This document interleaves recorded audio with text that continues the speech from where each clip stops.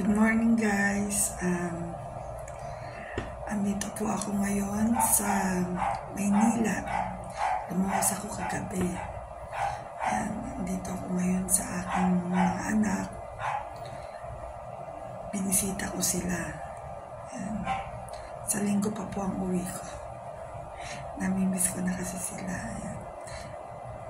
Gusto ko kasi, madalas ko kasi sila makita. Kaya, umuwi sila nung last week sa Bulacan. Ako naman ngayon ang bumisita dito sa Maynila. Aalis kanina, nagising ako ng 4 o'clock. Ginising ako ng aking anak. Iniluto ko yung dala-dala kong ulam. Tsaka ipinili rin niyang ulam. Yan, iniluto ko para meron siyang almusal. At baon papasok sa work. Yan, sa St. Luke's. Yan. Ito, medyo tahimik lang dito. Nasa 4th floor ako. Tahimik lang. At ang bahay dito maliit lang. 2 kwarto naman siya. Kaso, napakaliit. Pagpasok ng kusina na wala silang sala. Ayan, pero 2 kwarto. Ayan. Ayan, 2 kwarto. Ayan, kwarto ng aking anak. Ito sa isa kong anak at pamangkin. Ayan. Tapos CR na. Ayan, pagpasok na ito lang. Ayan. Ito ang kanilang lamesa. Ayan.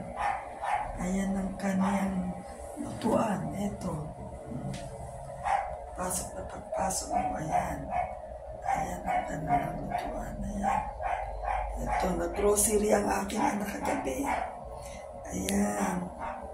Nag-grocery ang aking anak na lalaki para food nila ng ilang araw. Ayan. Ito lang ang kanilang bahay. Ayan. Ayan. Pero maganda ang tanawin guys sa labas dahil makikita mo yung mga building. Ayan. Ang ganda ng tanawin sa labas.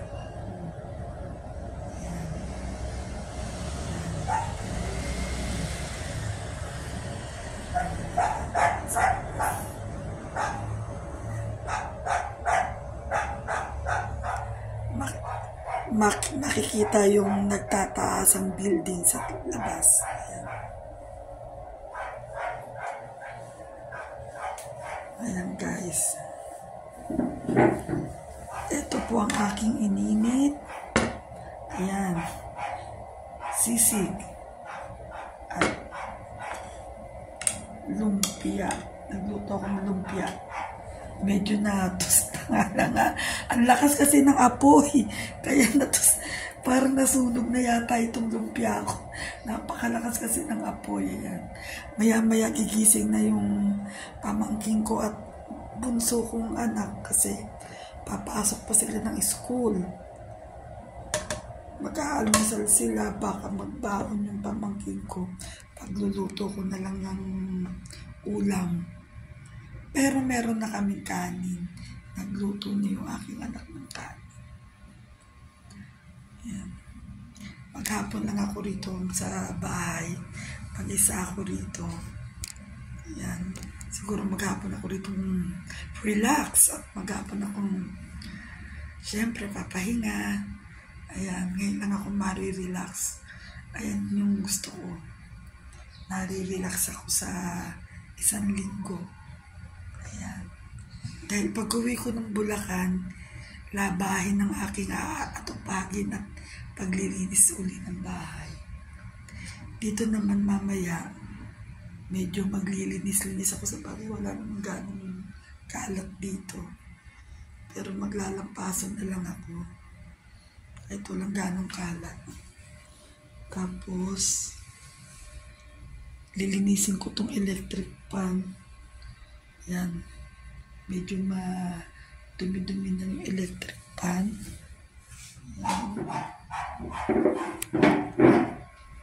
Ayan. Tapos, guys, ito ang kanilang labas. Ayan. Napakataas nito. Ayan. Ayan guys, ang labas. Ayan ang kanilang labas. Ayan.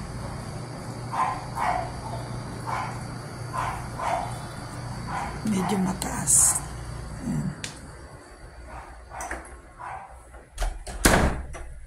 Mamaya, sasabayan ko na sila ng ng almusal. Nakapagkape na ako kanina, pero magkakape ulit ako para masabayan kong kumain si Bunso at ang aking pamangkin. Ayan. Natutuwa naman ako kasi nagdala pa ako ng food. Bumili din sila ng food. Walang rep. Kaya yun, iniimbak namin dito. Ito ang imbakan. Dahil sa walang rep, bumili ng frozen ng aking anak. Nagdala rin ako ng ulam. Ayan. Nakaimbak dito. Ayan. Mamaya, bibili na naman kami ng yelo para hindi masira yung mga pagkain. Ayan, kasi pag nasira, sayang naman pag nasira. Ayan. Ayan ang mga pinili ng aking anak na lalaki. Ang aking si kuya. Ayan. Siguro sumahod na siguro. Kaya nakapag-grocery ng kanilang pagkain dito ng ilang araw. Ayan. Halos magkakasunuran lang kaming dumating. Alam mo ba, sa totoo lang, naligaw pa ako kagabi. Tama naman yung binabaan ko na sa jeep kasi sinabi ko naman kung saan ako bababa. Pang ilang punta ko na ba rito, pang-4, pang-5. Pero kasi yung mga nakaraang punta ko, merong sasakyan. Nung huli kong punta, sinundo ako sa may SM Lazaro. Pero kagabi, tama naman binabaan ko. Nagkamali lang ako ng liko. Imbis na pagbaba ko, kumaliwa ako, tumawid pa ako at kumanan. Akala ko yun na. Sabi ko, ba't parang iba? Di ko nakikita yung kanilang building, yung kanilang apartment. Ayan. Pumunta ako sa dulo, dire-diretso ko, wala. Balik na naman ako. Pumunta naman ako sa kabilang diretso, wala rin. Yung pala, nasa kabilang street. Nagkamali ako ng inikutan. Kaya nagtanong-tanong na lang ako. Tapos tumawag rin ako sa aking anak. Ayan. Medyo naligaw ang lola niyo. Ayan.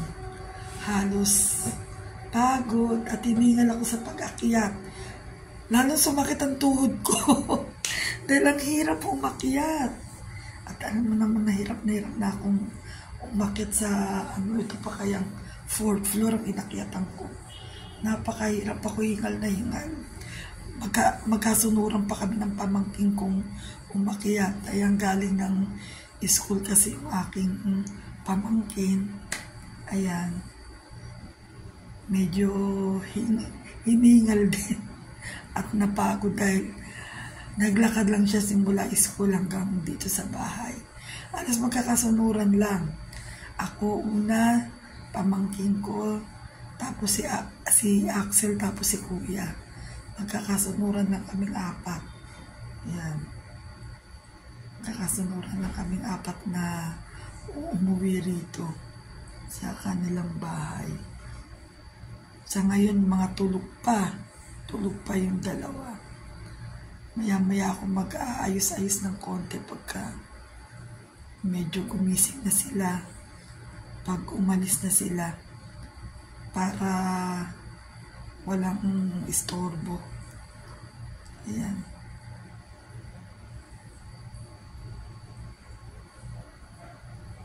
Bukas magkikita kami rito ng aking hipag para sabay-sabay na kami umuwi ng Bulacan. Pati ni Kenneth. Di ko alam kung magdadala ulit sila ng ulam.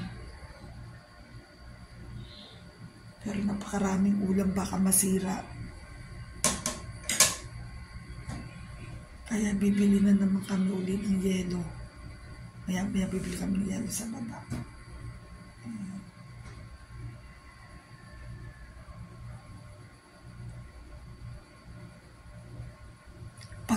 Pagka ako sinipag, lalabas ako mamaya mga hapon-hapon. Mamamasal ako, mag-iikot-ikot ako dito. Gusto kong matuklasan ng paligid dito sa umaga kaysa hapon. Kasi kada napupunta ako rito, puro gabi. Uuwi rin agad. 2 beses lang ako rito nag-stay.